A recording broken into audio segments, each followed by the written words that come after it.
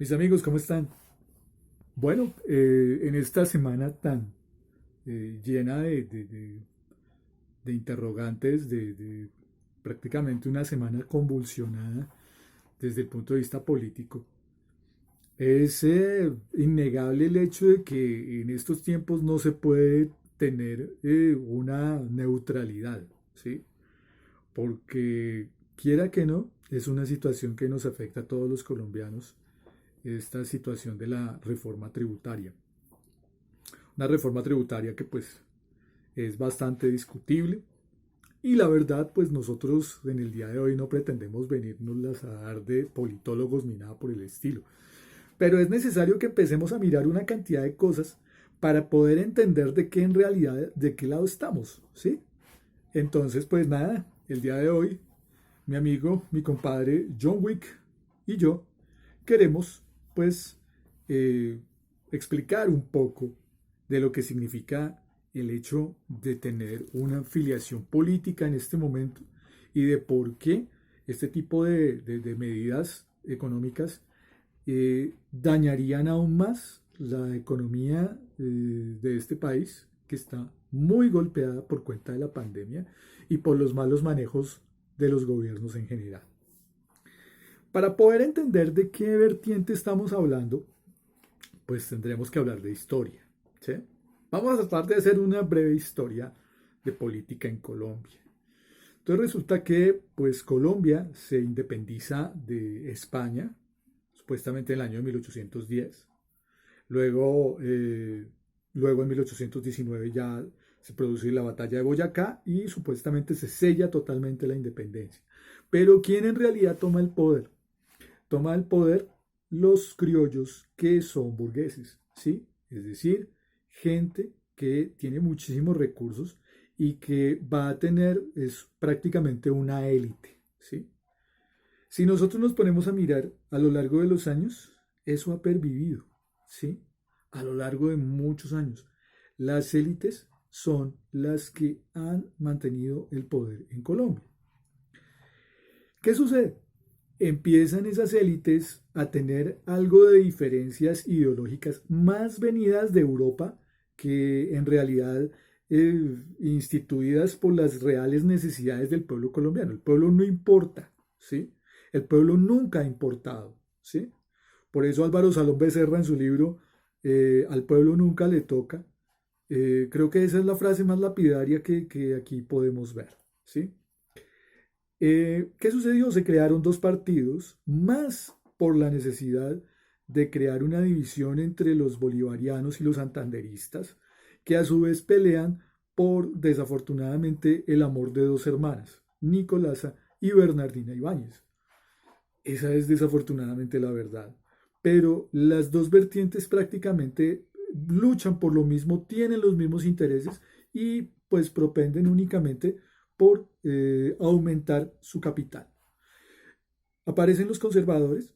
Los conservadores son aquellos que pues son grandes aliados de la Iglesia Católica, aquellos que tienen pues unas ideas muy de derecha, es decir, que les gusta muchísimo el nacionalismo, las cosas que exalten el paisaje y les encanta poseer la tierra, ser latifundistas y creer mucho en los apellidos, la sangre azul y todo ese tipo de cosas, algo así como la gente divinamente ala, ¿sí?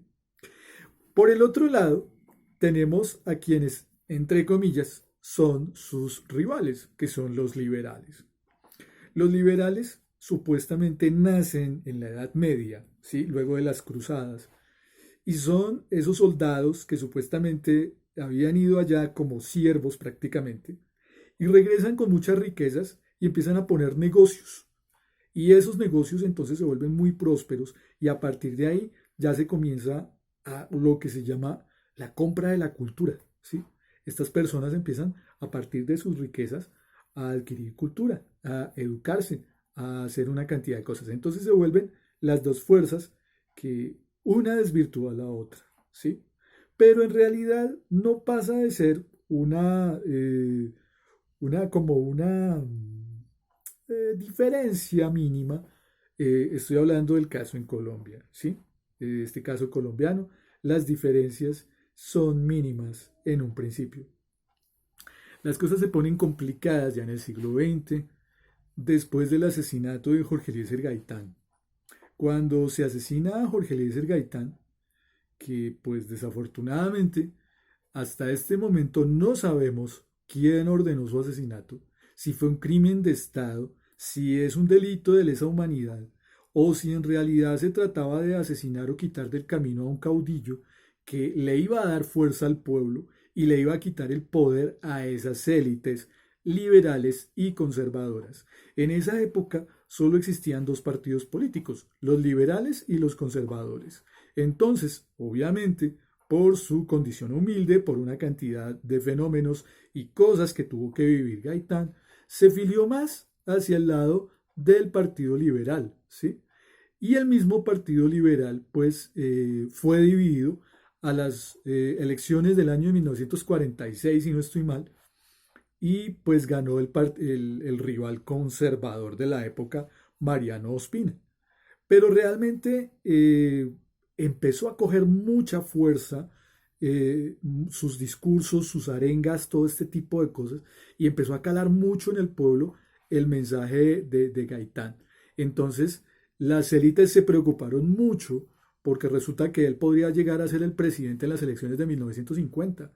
Hubiese sido una cosa espantosa porque Colombia siempre ha sido toda su vida de tradición de derecha, es decir, que las élites liberales y conservadoras siempre han gobernado, siempre. No ha gobernado nadie más. Por eso es que encontramos apellidos dilectos dentro de lo que se llama el delfinazgo, ¿sí? Sí, podemos escuchar apellidos como los Ospina, podemos escuchar apellidos como los Lleras, los Pastrana, ¿sí? Gente que pues realmente se perpetúa en el poder, ¿sí? Y eso lo vemos ahora en el Senado, de que un senador deja su curul y se la pasa al primo, se la pasa al hermano, a su hijo. Entonces, pues ese tipo de cosas son necesariamente ligadas a ese delfinazgo, ya es algo como cultural, ¿sí? Entonces, Jorge Eliezer Gaitán pues es asesinado, se produce el Bogotazo, el presidente pues tiene que aguantar una crisis, un levantamiento popular que dura 3 días de una manera sangrienta y que en realidad pues al final no produce nada, ¿sí? En 1950, cuando se producen las elecciones, gana el señor Laureano Gómez, conservador, porque la élite liberal tampoco se sigue poniendo de acuerdo y realmente lo que se genera es un odio en el pueblo, no en las élites, ¿sí? Eso se debe quedar claro y eso es lo que está pasando un poco ahora, ¿eh? Entonces, las élites intocables, ¿sí? Ellos siguen allá muy bien, pero el pueblo es el que se mata, ¿sí? Es decir, que el pueblo se divide, el pueblo se radicaliza cada uno contra el otro y se produce el fenómeno de la violencia en Colombia. La violencia en donde supuestamente los liberales y los conservadores se enfrentan, pero se enfrenta el pueblo y se matan entre ellos, ¿sí? Se produce un baño de sangre impresionante a partir de eso. Entonces, seguimos avanzando. Llega una dictadura militar, Gustavo Rojas Pinilla. Este señor moderniza Colombia, hace el aeropuerto El Dorado, hace la avenida 26, la avenida El Dorado, eh, traza carreteras, él es un ingeniero supremamente bueno, trae la televisión a Colombia, la moderniza, ¿sí? La saca de ese frío sabanero que era bastante parroquial y la moderniza. Entonces, ¿qué sucede? Sucede que a las élites no les conviene que un militar esté teniendo tan buenas ideas y les esté dando tantas cosas al pueblo, ¿sí? Y obviamente deciden derrocarlo y crean a partir de ahí un compadrazgo, ¿sí? Llamado el Frente Nacional, en donde se turnaban el poder, un gobernante liberal, un gobernante conservador. Por tanto, en los años 60, que en el mundo se producen gran cantidad de revoluciones y pensamientos juveniles de libertad, pues aquí en Colombia no cala. Por ejemplo, se prescribe, perdón, ahí sí es cierto que se ataca y se elimina cualquier asomo de comunismo, ¿sí? Porque se considera revolucionario.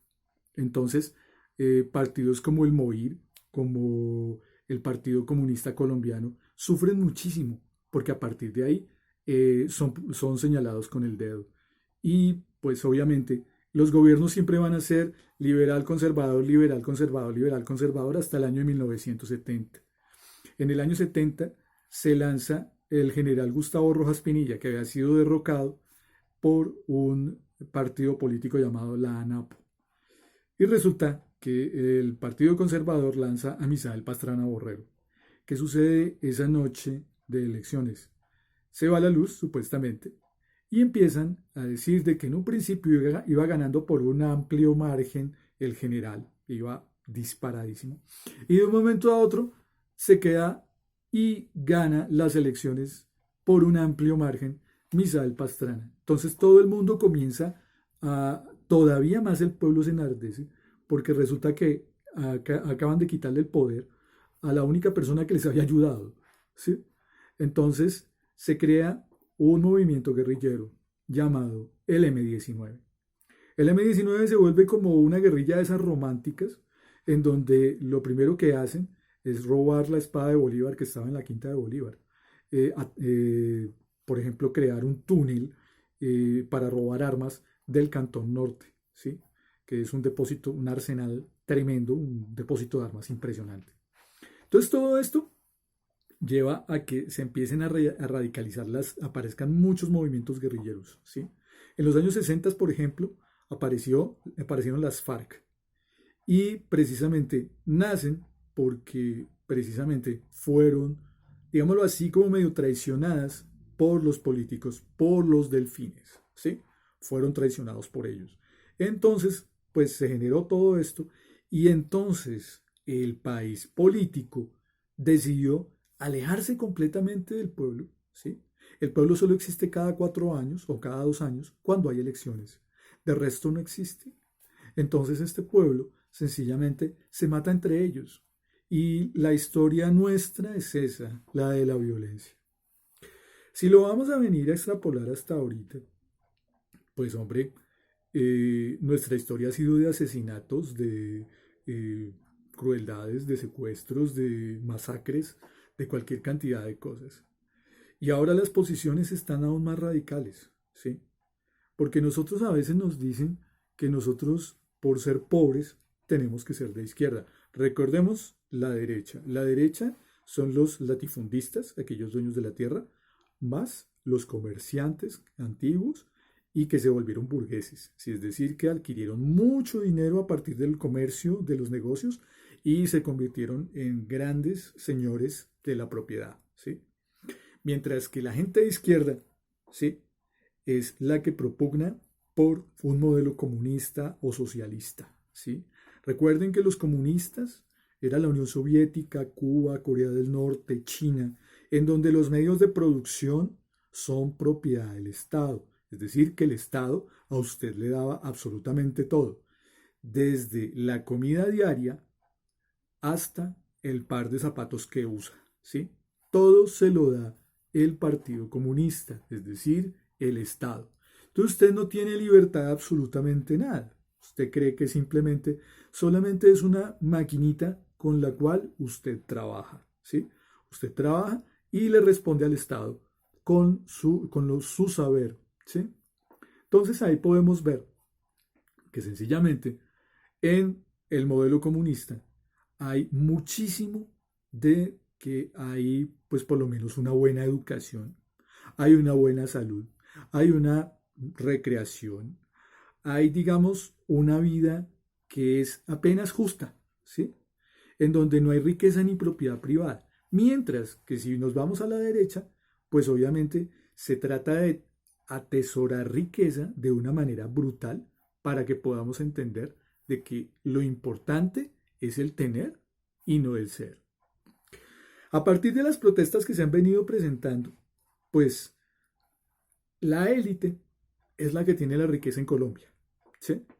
El pueblo, porque tiene que pagar miles de impuestos, tiene que comprar muchas cosas muy caras y los salarios son insuficientes, bien sea por una razón o por otra, pues obviamente siempre va a ser, como se dice vulgarmente, llevado el bulto. Entonces, ¿qué se puede hacer? Pues cuando a usted realmente le dicen, oiga, es que usted tiene 2 pesos, una moneda de 2 pesos, bueno, pongámoslo así como 100 pesos, usted tiene que regalarme 70 y usted se queda con 30, ¿sí? Y con esos 30 usted tiene que pagar todo lo que tiene que pues vivir. Resulta que el salario mínimo en Colombia es uno de los más bajos de América, ¿sí? Entonces, entrar a mirar de que este es un país feliz, de que este es un país pues maravilloso, pues no tiene sentido. Además, para que podamos tener un panorama un poco más desolador, el DANE ayer publicó que en el último año estábamos alrededor de 21 millones de personas sumidos en la pobreza y que había además casi 8 más en la miseria absoluta. Obviamente, esa cifra ya pasó hace rato, porque nosotros somos el país más desigual del continente americano. Solamente nos gana Haití. Pero pues obviamente este tipo de cosas no se pueden saber, no se pueden publicar, porque realmente los medios obviamente están al servicio de las élites. Mientras que si vamos a protestar, si vamos a luchar por los cambios y todo esto lógicamente se va a desvirtuar. ¿Por qué? Porque se acaba precisamente esa vaquita lechera que significa el pueblo colombiano. Usted, con su trabajo, con lo que hace, con lo que estudia, con lo que aporta, su aporte es demasiado valioso, pero ¿qué es lo que sucede? Sucede que lo minimizan para que usted simplemente no tenga que estar pues pensando en lo que no debe pensar según las élites. ¿Cómo lo logran?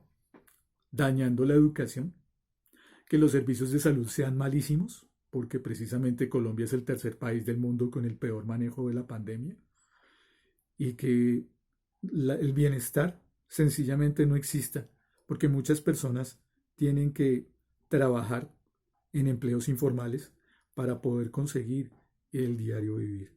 Esa es una verdad de apuño, señoras y señores.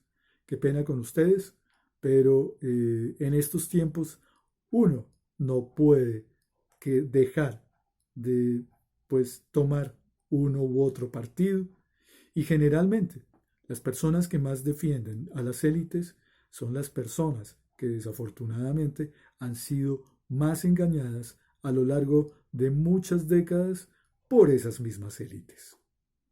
Mis amigos, mil disculpas si este video genera incomodidad en ustedes.